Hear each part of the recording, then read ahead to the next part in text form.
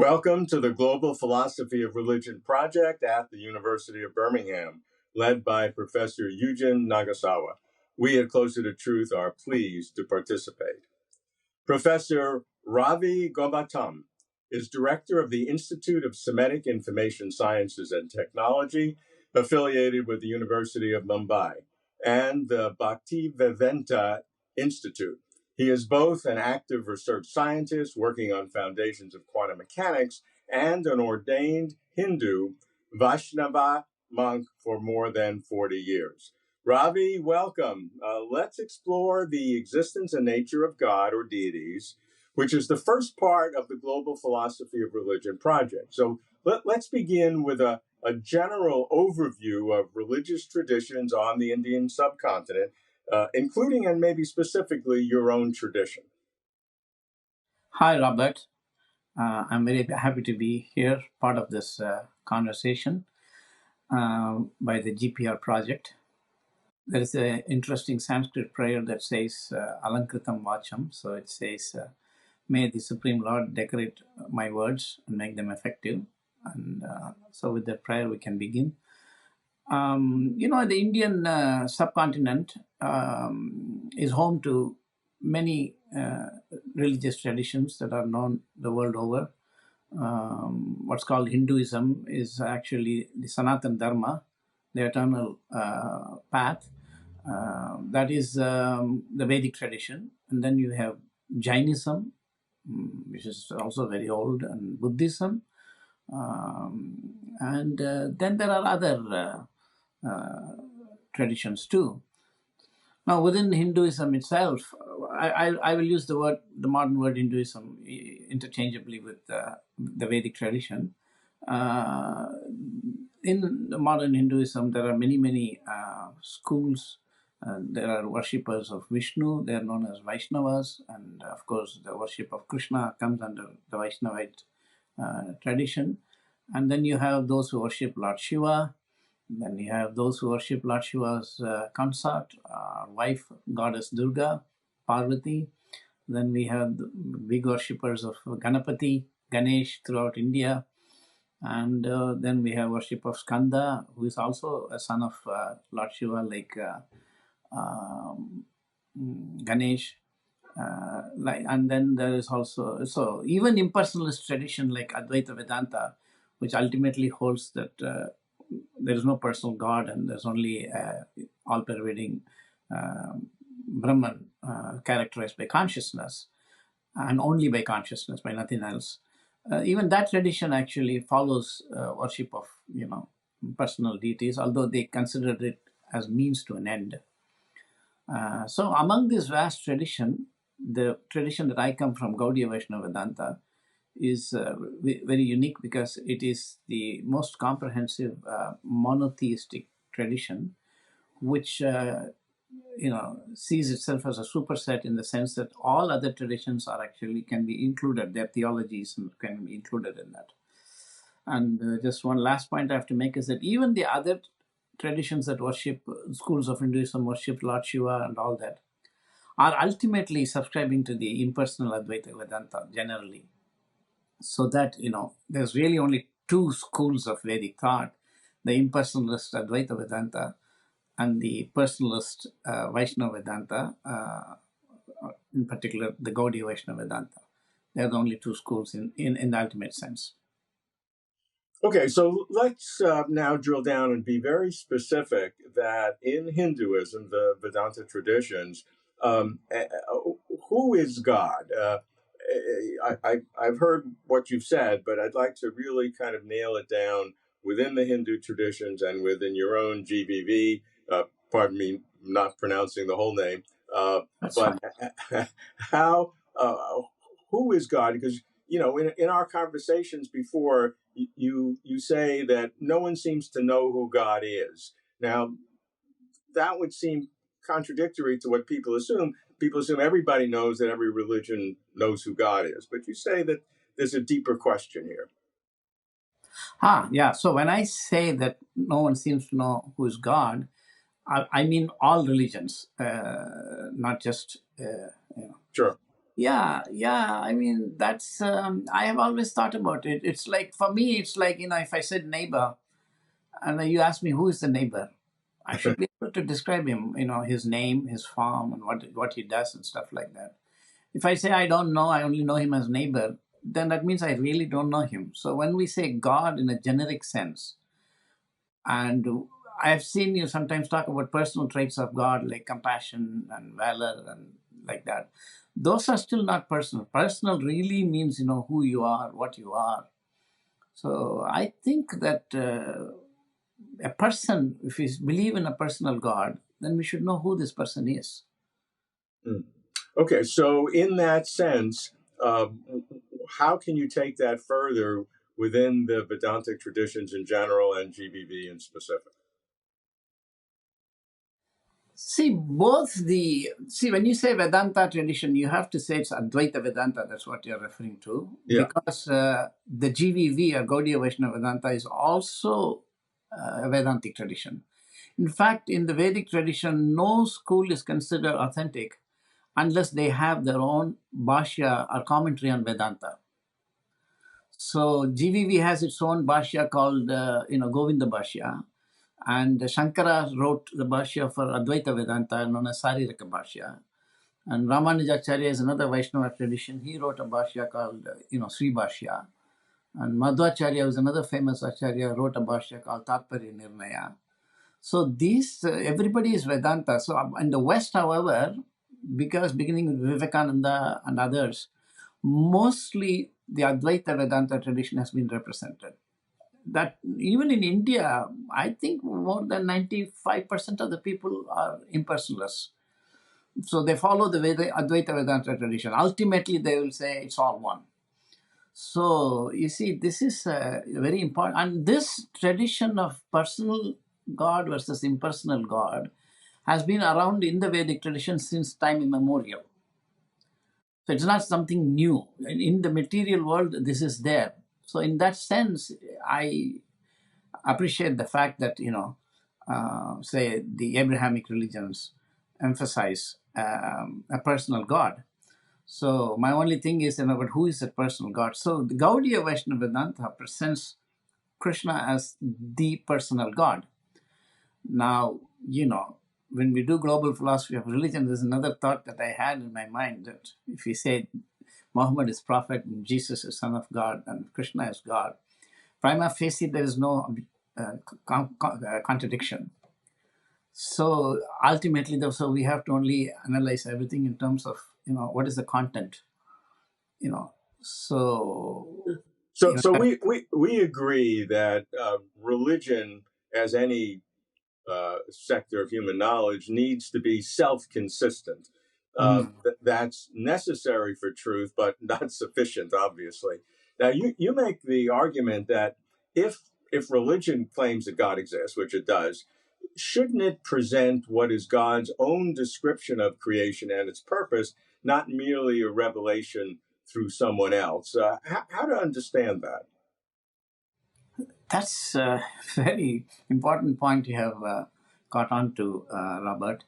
So if God is a person, God, and if he has created the world, then he should know a thing or two about how the world is created and what is its purpose. So Gaudiya Vaishnava Vedanta begins from that viewpoint. So that is, in other words, it just doesn't simply put up a candidate, God, Krishna, but it has elaborate theology. I mean, the Vedic literatures, Vedas, the Upanishads, the Puranas, Tantras, Yamalas, and to put together millions and millions of lines of text. Millions, literally millions. Mahabharata, Ramayana, if you put all together. They all have a cohesive central message, which is about personal God. That's the idea. So, the theology of GVV says that there are two kinds of souls. They actually characterize the character of consciousness, the nature of consciousness, as Anandamaya Abhyasa. That is in Vedanta Sutra too. Always striving for happiness. This is true of the individual soul and God also. Of course, God is said to be ever Atmarama, ever fulfilling, but he's always expanding and he's always, enjoying more and more. And the invitation is there for all the souls to either enjoy with him, but according to GVV, many of us have chosen to enjoy like God rather than with God. I give the example, just like a small child can eat with the mother, or he can also say, I want to cook, and then the mother gives him some little toys. In India, at least, they do that. So the same way, when the souls in the material world want to enjoy like God, then the world is created. That's the purpose. Maybe that is something you can explore. Is this connected to the original sin that is alluded to in Christian tradition? I'm not an expert of the Christian tradition by no means. Let's talk about arguments for or against the existence of God. These have been very popular in the Western world, particularly in Judeo-Christian thinking. Christian philosophers from the Middle Ages onward have dealt with these so-called proofs or disproofs by atheists of God's existence. So in the Vedantic traditions, historically, what has been the position of arguments for or against the existence of God in whatever form God may be? So again, in Vedanta tradition, I said there are so many schools Vedanta, primarily the personal and impersonal. An interesting thing is that both traditions start from a common viewpoint, which may be a surprise to you or others. It starts from the viewpoint that the self-awareness that we currently perceive, which we call as consciousness, is an illusion. So I know someone like Dennett, who styles himself as an atheist, probably thinks that the idea that consciousness is an illusion is, compatible with atheism, but it's also compatible with theism. So, so when we talk about proof for the existence of God, it has to be the proof for the existence of a personal God.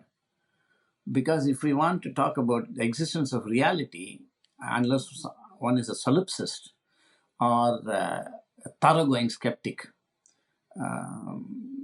who doesn't believe that there's anything else than just my experience, and even that probably, you can discount if you want to argue. Unless you're that, you have to accept that there's a reality.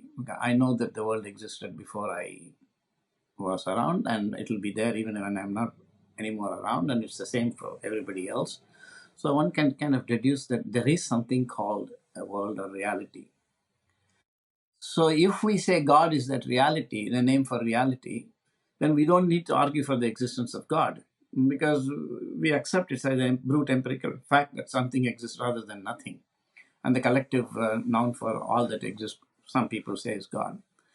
But that's not the God of the Vedanta tradition, especially Gaudiya Vaishnava Vedanta tradition.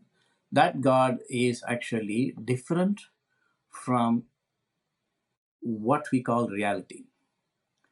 And in fact, what we call reality is not considered reality unless it is related to the personal God. So the proof for the existence of God in GVV works like this. I mean, something that I have worked out. It's a little complicated, but the idea is that the person God is simultaneously one and different from reality. So this is and the reality cannot function as a reality except in relation to God. That's just like, if there is a phone, it cannot function as a phone unless I use it as a phone. So except in relation to God, reality is not capable of acting. So this, of course, connects to causality and all that. I'm sure we'll discuss that. So what is exactly the nature of this relation between this person God and some total reality? Why we have to postulate this God? This is the important question. So the answer in GVV is that you have to, of course, this is my presentation, so a lot of my own reading is involved in this, my own work in science and all that. Even complete materialists who say that the only ontology for existing reality is matter and everything is derived from matter, and they can be reductionists, they can be emergentists, even they accept that, material philosophers also accept there is something called individual personality for our body. Our body is a material system. So, and that is personal identity is a major topic in Western philosophy. Therefore, if there is a sum total of material reality, and we say that there is also a universal soul attached to it, not attached exactly, say, then that is not necessarily an unscientific concept, you see, or unphilosophical concept, even if it treats philosophy in the analytical tradition, amenable to reason and amenable to our sense experiences and answerable to the demands of science. These are some cornerstones of modern analytical Western philosophy. Then you can say that the existence of God is that is actually some total of material reality that exists, even if we don't go to consciousness and consciousness-based reality. And there is a personality associated with it who is simultaneously one and different from it, exactly like you, Robert, is simultaneously one and different from your bodily engagement, or I am. Ravi, that sounds descriptive more than argumentative.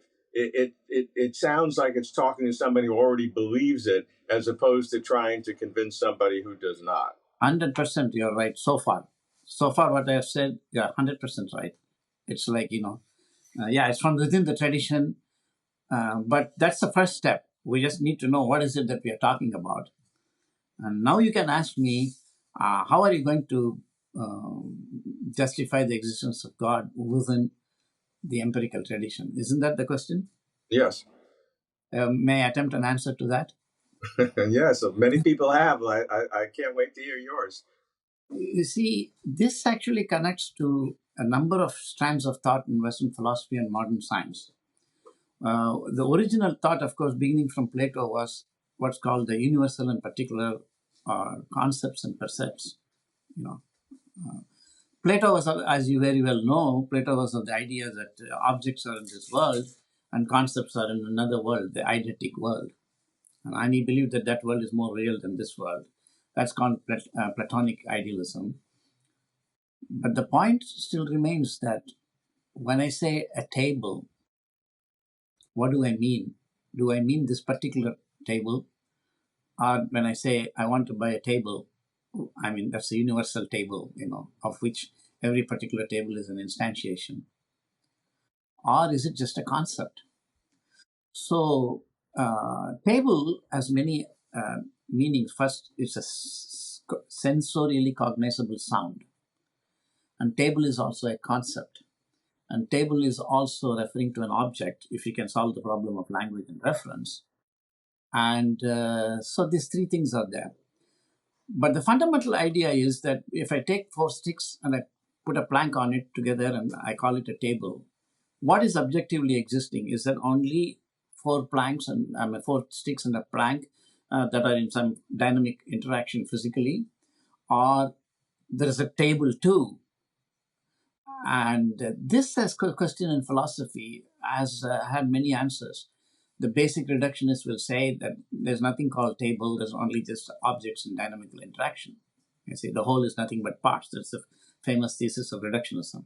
Then there are people who say that, the table is actually, something more than just a collection of these parts, but it comes out of it. That's the emergence view. Dualism is often called, this is a very important point I'm trying to make, dualism is often thought of as a dualism between mind and body in the West. But is the table something physically different from the plank and 4 sticks that are put together? This question has not been so far raised in philosophy, but there is the problem of coinciding objects. If you want, I can explain that more. But there's the problem of coinciding objects. Is there? Are there many objects in one place? Because there's a physical object, which is four sticks and plank, and then there's a table. Are they both in the same place or not? Because I can remove all the four sticks and the plank and bunch them together and keep it here. So the four planks and the plank and the four sticks are still there, but his table is not there. So is there so this is a problem of coinciding objects. Now I wish to say this, that in quantum mechanics, this problem has a very definitive answer in physics, which is that when you have spots in photographic plate and these spots combine to form an interference pattern, it's very much like, sand particles forming to what you call a beach. Is there something separate as beach? If I went there and took some sand particles, all I see is sand particles. There's no beach. So it's the same question. This is you know very well this is the field of meteorology. So, but in quantum mechanics, at least from the way I'm approaching quantum mechanics, we know now that that hole called the interference pattern is physically different from the collection of spots, because that hole is caused by quantum interference effects, which individual particles cannot display. In other words, the sand particles put together are a beach, but individual particles, they don't have beachness in them. So for this idea of part and whole, that the whole is different from parts, is a very fundamental idea in GVV.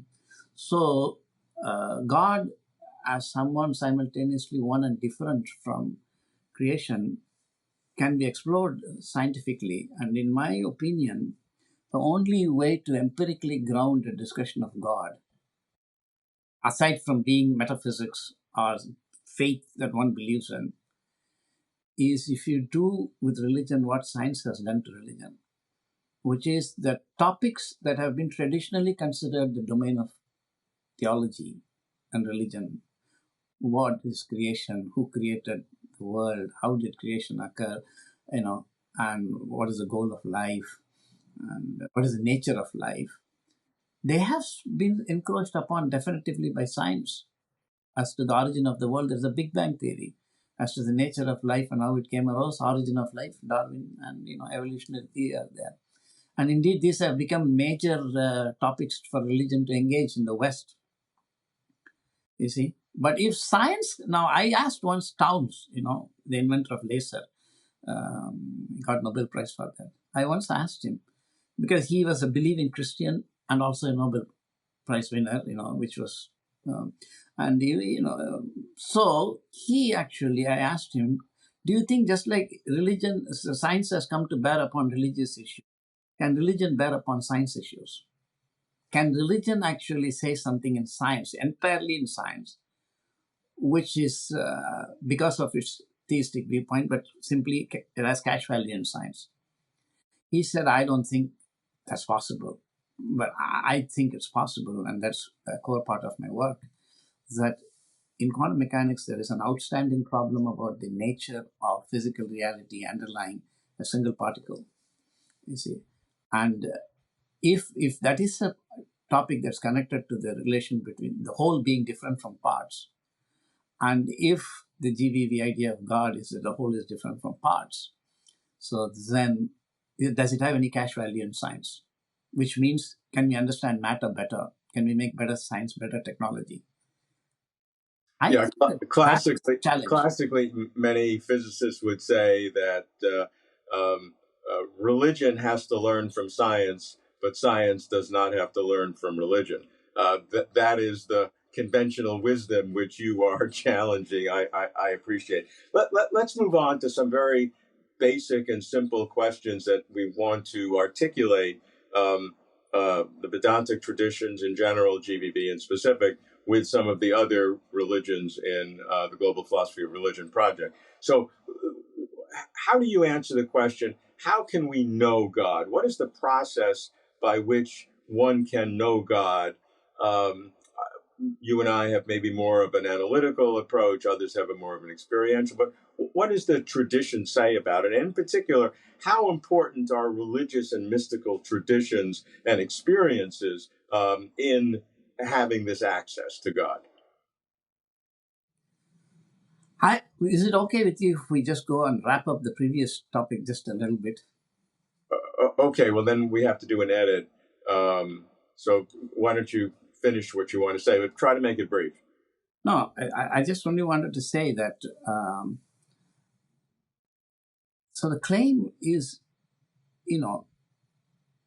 that religion can take up the challenge of empiricism in studying matter. That cannot be out of hand dismissed as an impossibility. But at the same time, it's a huge challenge for religion to take up. And, any religion tradition that talks about God that succeeds in this obviously will have some major claim to say that it is presenting a scientific knowledge of God. That's what if this big if is done, that's what I wanted to say. Okay, fine. I'm a bit of a skeptic. I love dealing with the nature of science, but always feel that there will be some kind of a gap in trying to make a very clean argument that has logical strength to it. But anyway, let's move on to questions of. Can you repeat the final part of your new question? Yeah. I'll start that. Let me start that all over again, that second question. So what we want to do now is to relate some of the thinking within the Vedantic traditions in general and GBV in specific with some of the other global philosophy of religion project discussions that we've had.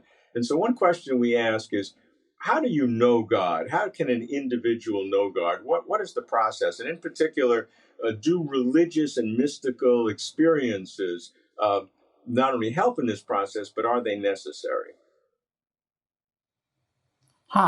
So mystical experiences are personal, and that's okay so far as it goes. But the process for knowing God must be more general and must be applicable to anybody at any level.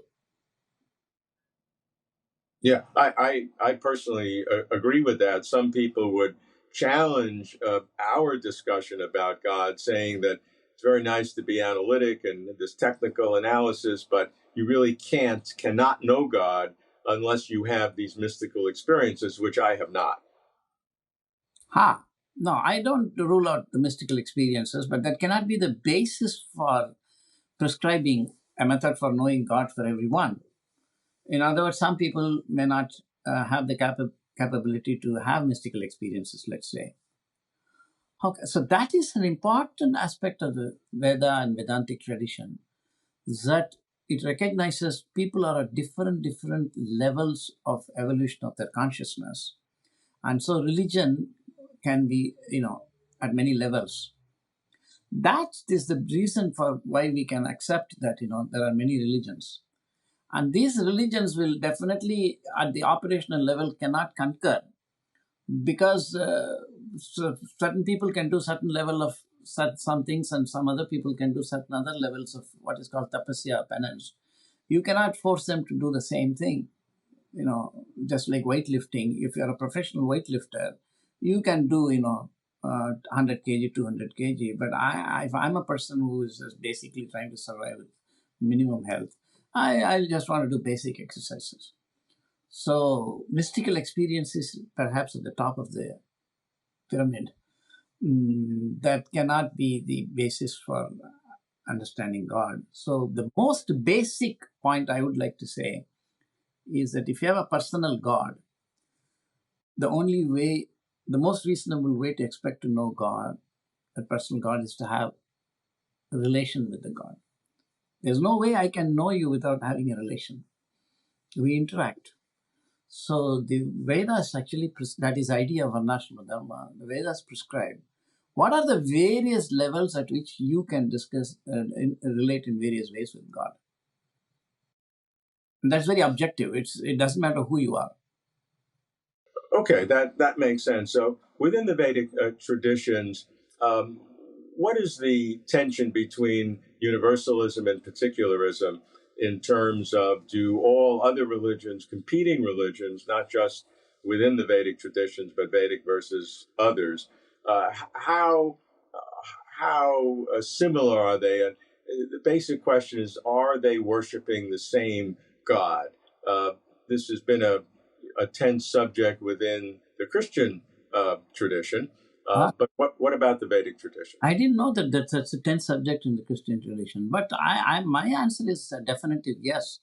Like I was listening to the interview you had with Hamza, is that right? Yes. Mm-hmm. Hamza Yusuf. And he was talking about how the Islamic person sees God in nature, the blooming flower and flowing wind and the flowing river and the blowing wind and stuff like that.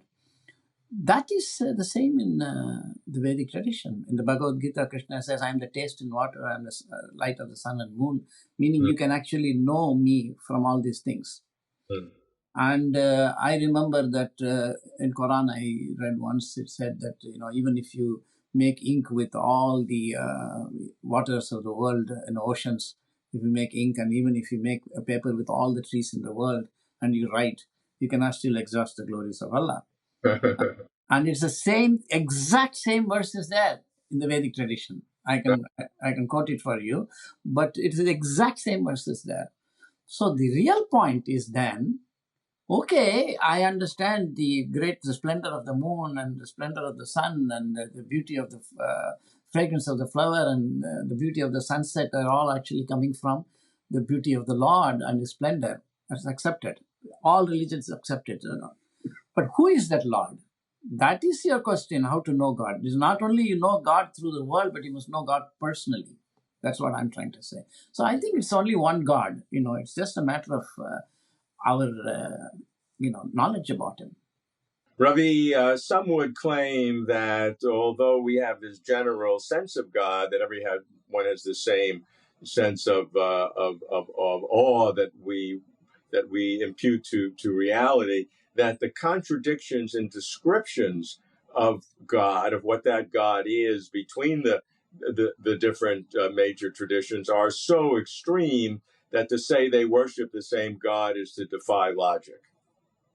Can you give me an example of extreme contradiction? Sure. Mohammed is the last prophet. The God is composed of a trinity.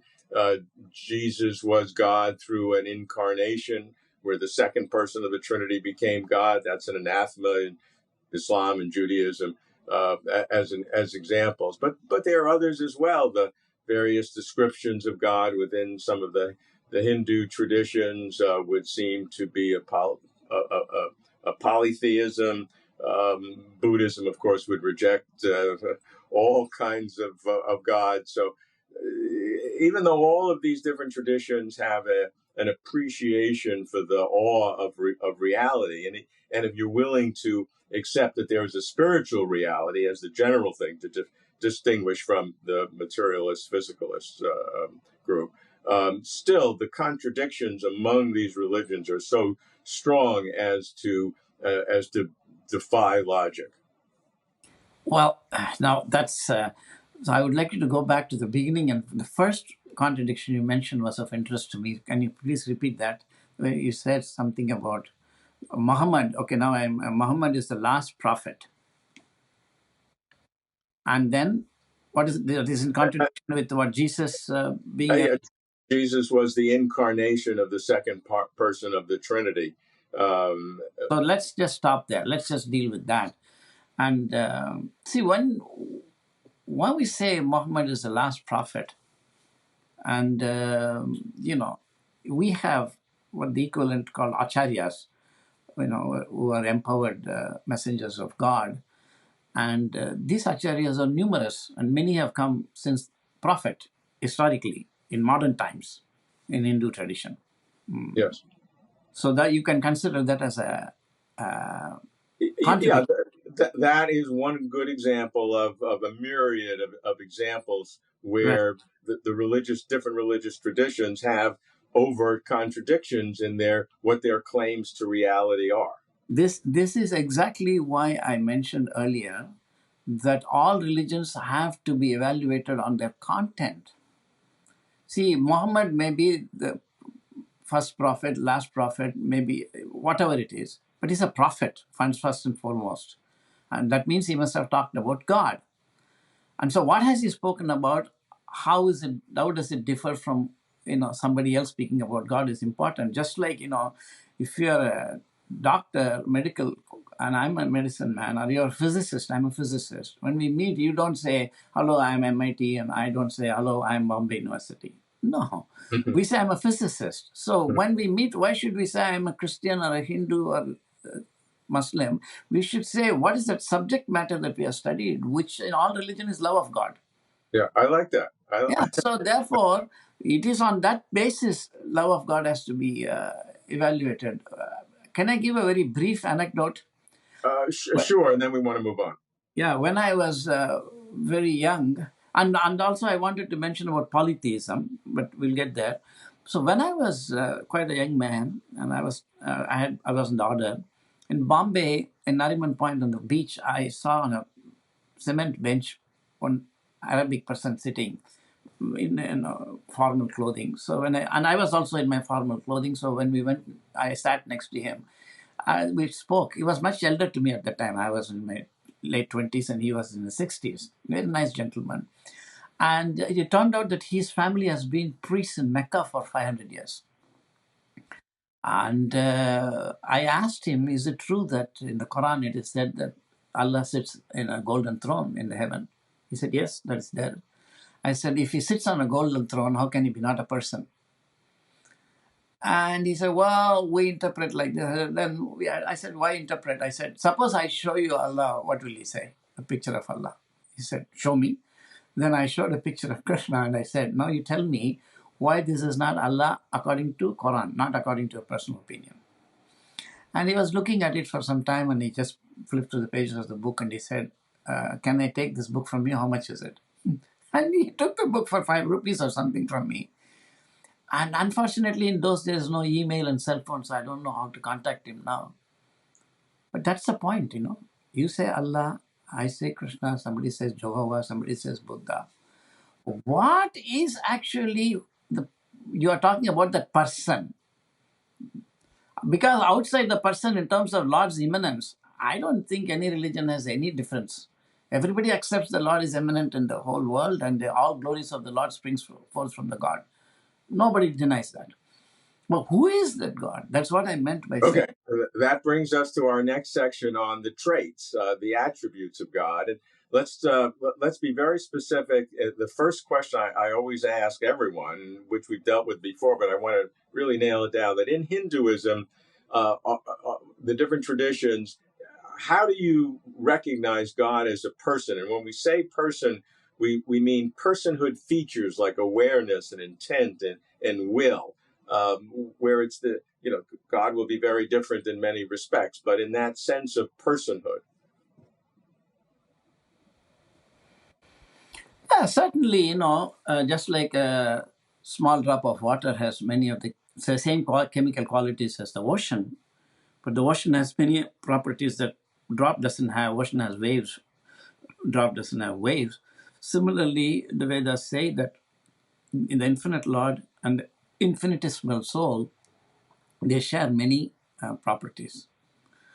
I mean, the GVV is so detailed that it says that God has 64 qualities. And then it says that Shiva has got 50 of those qualities, 64 qualities unlimited. And Vishnu has 60 of them unlimited. Shiva has 50 of them unlimited, 5 in trace. And we all as infinitesimal souls have those qualities in very infinitesimal quantity, which we can develop up to 78%. Like that, it is all said. So yes, God has got these kind of traits in unlimited form. His heroism, his kindness, his compassion, his love, everything is supposed to be unlimited. But I personally don't think those are still defining the personal God. It is the personal God means who is he? What is his name? What is his form? Why did he create the world? All this has to be, what is his nature? What is he doing? That is the question that GVV raises and answers. Does that make any sense? Let's Yeah, sure. It is internally coherent, which is the first part of making sense. Second part of making sense is to conform to reality, and that's a whole other question. I want to dig deeper on this, the infinite nature of God in the Hindu traditions, and try to compare it to what's called perfect being theology in the Christian tradition. And perfect being theology means the Anselm thing that God is than which nothing can be greater, and using terms like omnipotence, omniscience, omnipresence, omnibenevolence, all free, that in all of these major categories, God is infinite. So how does the analysis of God being infinite in the ways that you've described, the 64 ways or the 50 ways, how do those articulate? Oh, this is a very important question. And in the Vedic tradition, especially in GVV, God's infinitude is not one dimensional. God is not only is always, of course, kind to you, but from our perspective, his kindness need not always come as goodness. That's not true at all. It's a very difficult point, but that's what it is. If you see Descartes, the Cartesian analysis to go beyond skepticism was, he said, how can I know the world? He was not interested in knowing God.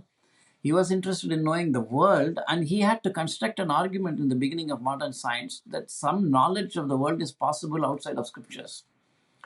So he then posed as a skeptic and said that even if I don't believe in everything, still I have to believe I exist because I'm thinking about these things. That is the cogito ergo sum. Then he begins from that and starts to bootstrap, and then he says that, I believe in God. And he suddenly wrote to a friend of his, I quoted that letter in one of my articles, that, I have given all my arguments for physics in the third meditation onwards, but the first two is for all the guys in Rome and, for the fathers of the church. So one of the arguments he made is that God exists. Okay, he made a big show of giving an ontological argument, but he knew it will fly no matter what he says. If God exists, then he assumed that God is a reasonable person, which means if God will not make a world, I could not know. And therefore, knowability of God, knowability of the world, QED. So Descartes is basically a realist about matter and knowability of matter, but he derived it like that. So he assumed that reasonableness of God, he assumed from our standard, God will not cheat us. He will not put us in a world that we cannot know. But that's not the tradition in Vedanta. Vedanta, everything comes from God, both good and evil. But it is not in God. Exactly like the example is given that shadow is there, it comes because of sun. Sunlight is, when it doesn't fall on some place, it's shadow, but there's no shadow in the sun. So God is, if you see Mahabharata, Krishna is dealing with everybody on their own level. Not everything is, as if he's just a nice person. You cheat, he can also cheat. This is personal God. Let's But talk his about cheating, it is emphasized again and again, is absolute. What you consider as cheating from your end is also all good from God's point of view. Just like, small example, the mother sometimes gives nice things to the baby, sometimes she beats him, but it's all love. So this is a very important, I think, is a difference. Or what do you think? Yeah, I do. I think the question of evil and where it comes from is a very probative concept. Of And the course. question is it alien from God? Is it something that God never wanted and just happened to happen, and God has to deal with it? Or is evil part of the whole process? And in fact, if you believe in God, did God create evil? I think it's very probative. And your analysis, reflecting the tradition that good and evil, it all has to come from God. I personally think that's more internally consistent than the approach of trying to distinguish evil from God. Okay, that's good. So let's move on to the actions of God and start most generally. Is the world, by world we mean, all the total state of affairs of everything, is that created by God? And there is a perception that the Vedantic traditions believe more in a steady state universe and a cyclical universe, that it always existed. And whereas in the Abrahamic traditions, God had a single intervention to create everything that began the process of time or in time, and that's a whole other conversation. So I want to ask that specific question. Did God create the world in terms of the total state of affairs? See, the answer to your question is yes, Robert. God created the world according to the Vedantic tradition, Vedic tradition. But that creation is not, like they talk in Christianity about ex nihilo or not. But the more important question, I think, for contemporary science and causality issues is that how does the world that created by God operates? There is an idea called deism, that the Lord winds up a clock and then it works on its own. Yeah. That mechanism cannot be actually sustained even in physics now. If you want, we can discuss that. But taking that for granted, but according to the GVV, the Lord creates the world exactly like the government creates a postal system. Postal system is not a mechanical thing. It consists of a postmaster general. There are many post offices, the heads of post office, and there are also postal clerks, and they all actually work to make the post office functions that takes your post letter from one place to another.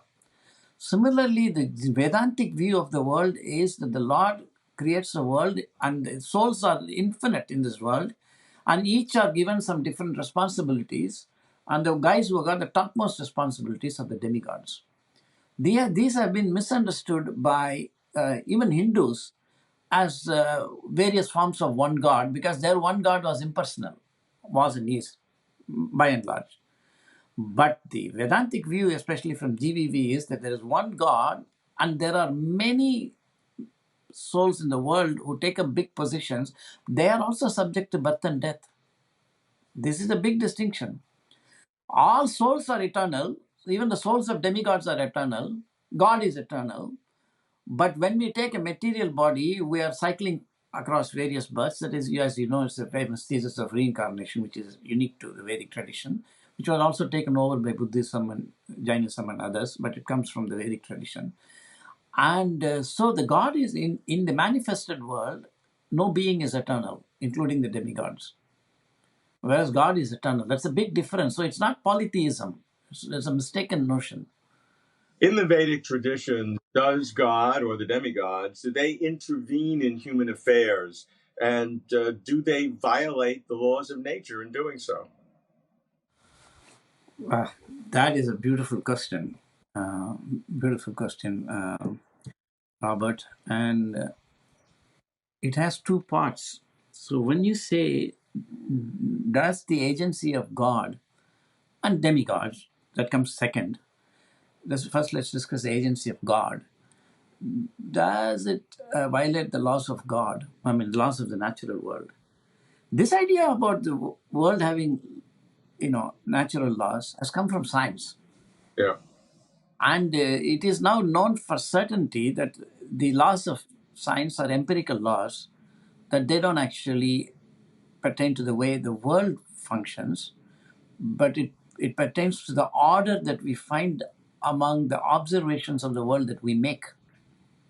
And Mach, of course, was the famous exponent of that in the beginning, who said that a scientific law is nothing but a compendious connotation of a sequence of various experiences. Just like if I said an object moved from this point to this point, that's a compendious way of shorthand way of saying the object was here, the object was here, the object was here, the object was here, the object was. That's infinite statement. All those infinite statements are condensed into saying object moved from A to B. So similarly, the law F equal to ma is just a compact expression of the way experiences cohere, observations cohere. Therefore, causality is a specific feature of the scientific view of the world under very specific circumstances. The causal. If I hit a football, the motion of the football is causal only to the extent that if you give me the initial state, I can predict at which point the football will be. Yeah. This is not so. It does not cover the initial condition. You can, if you continue to dribble the ball, science cannot write a causal. So suppose if you say that science has actually abstracted from God a world, and then it is trying to, in a small section, study it impersonally and grasp some empirical laws. How could we then demand that without violating those laws, God should act? Mm-hmm. That is, so let me give you another simple point. It's very important. I can write a law, a causal law, connecting the weight of a stamp and the distance it moves. And I can actually do experiments. I can take thousands of envelopes with same letter, and I can put 10-cent postage, 3-cent postage, 50-cent postage, and I see that it goes different distances.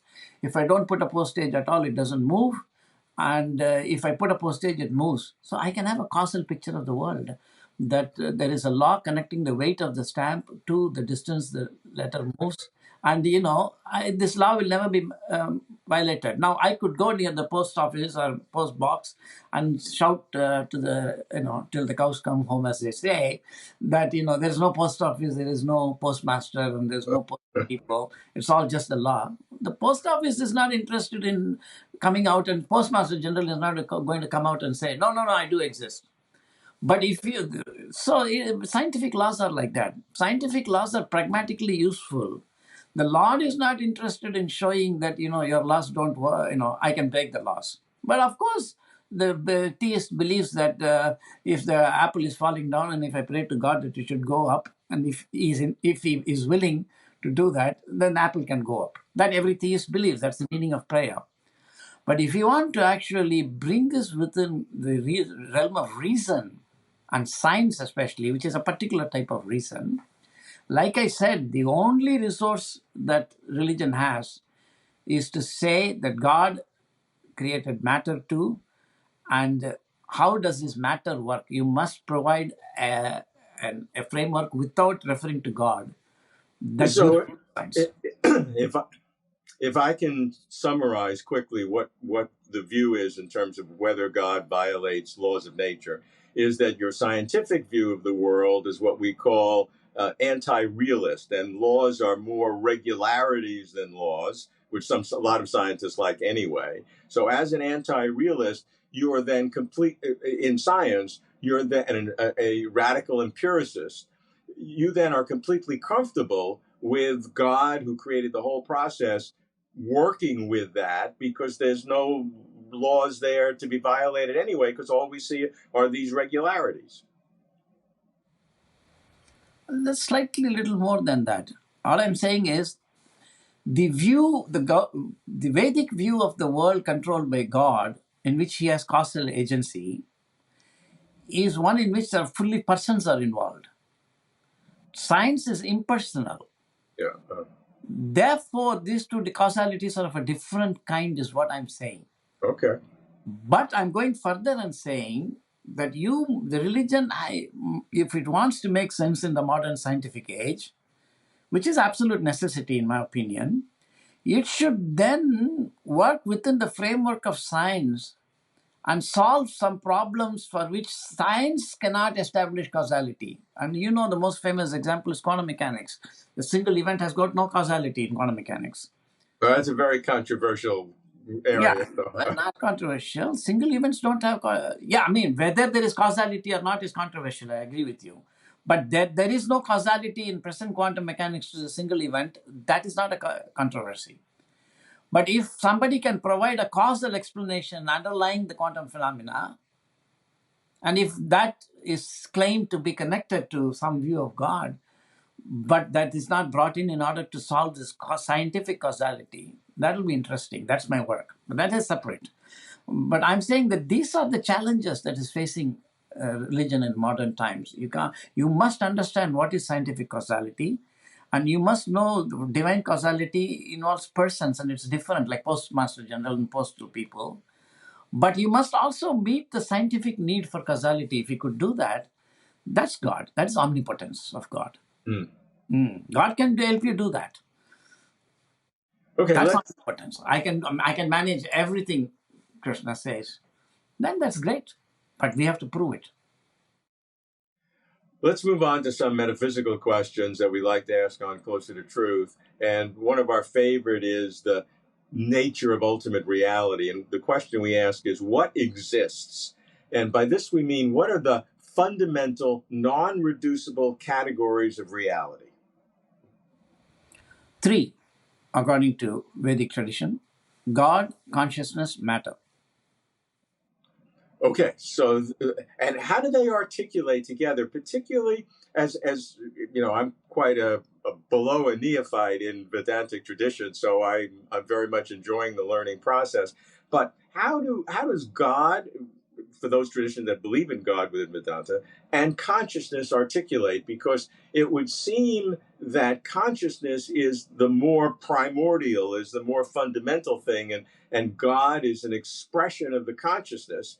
Whereas, in direct contradistinction, in the Abrahamic traditions, it's exactly the opposite. It's that God is the primary thing, the only thing in ultimate reality. God created consciousness in some sense. So I sense a difference between the Vedantic traditions and the Abrahamic traditions in the relationship between consciousness and God. Oh, well, that is very nicely articulated by you, Robert. First, I would like to know, and I'm a student here, whether actually the word consciousness is used in the Abrahamic tradition in the scriptures. Because in the Vedic literatures, there is Chit, there is Achit, and there is Bhagavan. Chit is consciousness, Achit is non-consciousness, that is matter, and Bhagavan are ontologically specified. I have a feeling that the Christian traditions discuss, or even Muslims, Muslims have something called Nur, light, and all that is there. I think that all this can be reconciled. I am a firm believer in that, the unity of religion. So all I'm saying is that I don't know whether consciousness is actually formally defined in these other traditions, but in the Vedic tradition, it's formally defined. I can quote you, text and all that. I'm not doing that So, here. yeah, so that is actually interesting. I think that supports what I'm saying. I would say, in modern sense, people who are part of the Abrahamic traditions would argue from this primacy of God. Then they discuss how consciousness emerged. But you're absolutely right. Consciousness is not a separate entity, ontological entity in any of the scriptures, to my knowledge. The Hebrew Bible, the New Testament, the Quran. Consciousness. I don't even know whether they are explicitly, the word is mentioning that. But I agree with you that you can say in the Christian tradition that God created consciousness, in the sense it says that God breathes the soul into the human body. Yeah. And let us say that soul is, conscious. Now that relates to your question, which is more fundamental, or who is more fundamental, consciousness or God? So the answer is in the definition of consciousness that Vedas have. See, one thing you have to know, that all these are direct representation of Vedic knowledge. There's no interpretation. So, for example, Vedas say that both matter and consciousness are atomic. Chit Khan. The word Khan is used, atomic. So the individual particles of matter do not have exciety. Exciety means the concept of being this. If you have two identical cars, let's say, going around your neighborhood, one after another, you have no way of knowing, are you seeing two cars or one car? So that's called the problem of exciety. And in science, I don't want to go into details. In physics general, not modern physics, exciety is derived by imposing a space-time structure over the world of experience. Let's not worry about it. Let's just assume that individuality or thisness or exciety is not inherent in material objects. But each particle of consciousness, which is called soul, the individuality is inherent. The individuality of each unit of consciousness is the soul. So just like Robert is to American, the same way soul is to consciousness. There are many Americans, so there are many conscious souls. But soul, you as the individual, it's only one. So the soul is actually, in some sense, not different from consciousness, but ontologically prior to consciousness. Therefore, God, who is the supreme soul and who is the source of supreme consciousness, even according to Advaita Vedanta, must be ontologically prior to consciousness. That is the answer to your question.